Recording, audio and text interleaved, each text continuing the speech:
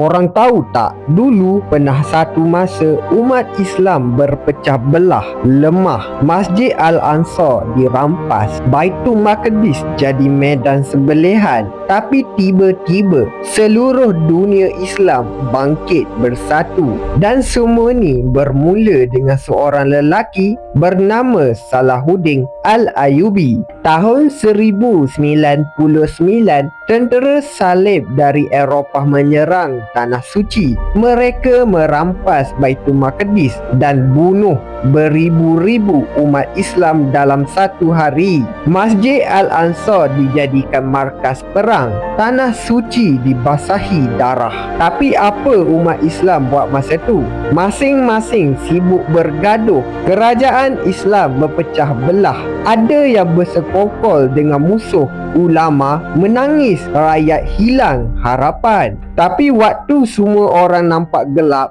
muncul seorang lelaki dari Mesir.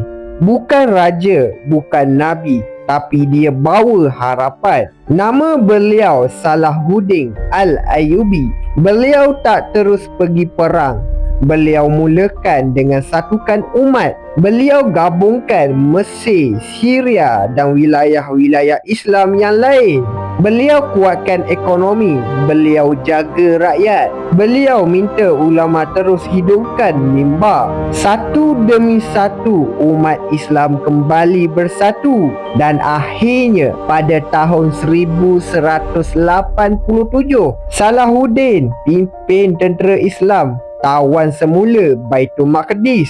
Tapi yang paling luar biasa, bila tentera salib kalah, Salahuddin tak balas dendam. Beliau tak hina. Beliau memaafkan. Beliau beri perlindungan. Sampai hari ni, Barat sendiri rekodkan musuh pun hormat beliau. Sekarang, para ulama dari seluruh dunia dah sepakat keluarkan fatwa ajak kita bantu saudara seakidah yang sedang dizalimi. Kita nak terus diam atau kita nak bangkit macam umat zaman Salahuddin dahulu? Kalau korang rasa kisah ni ada manfaat, jangan lupa like, share dan follow channel aku.